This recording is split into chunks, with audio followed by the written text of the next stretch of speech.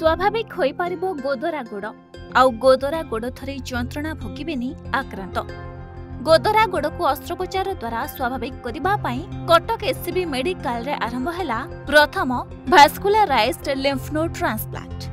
प्रथम रोगी भावरे जाजपुर जने महिलांकर एससीबी रे सफल अस्त्रोपचार करा जायछि।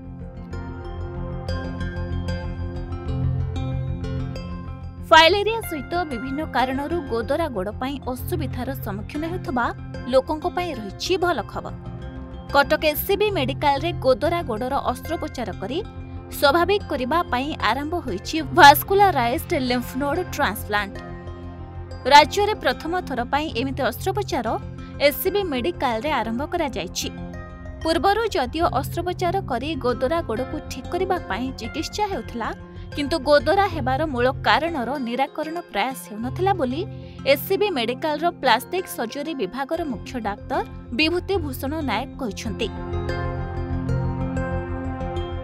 जाजपुर जिला बरुआ थाना अंतर्गत मोहम्मद जामापुर गाँव रीताराणी स्वाईंकर गोदरा गोड़र vascularised lymph node transplant operation SCB रे एबे सफलतार सहकारे करा जायछि।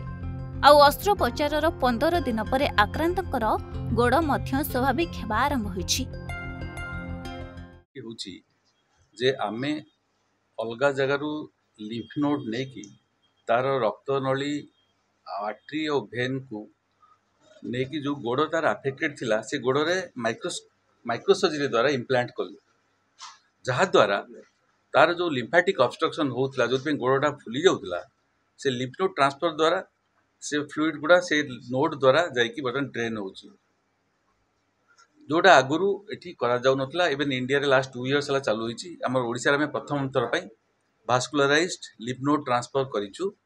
आउ ये जो रीताराणी स्वाई जे ऑपरेशन हेइचंती तांकर एबे ऑपरेशन परे अबाउट 60% खंड लिम्फ रे गार्थ रे उन्नति हेइची, स्किन क्वालिटी रे भी इंप्रूवमेंट हेइची।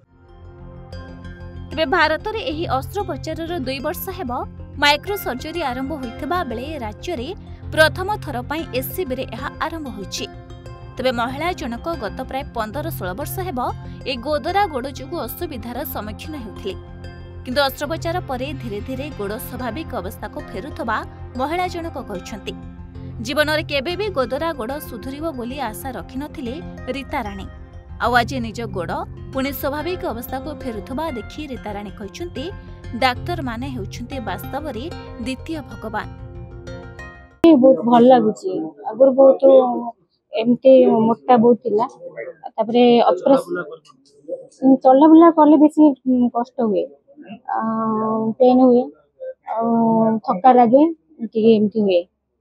तापरे ऑपरेशन करे बहुत भल लागुची।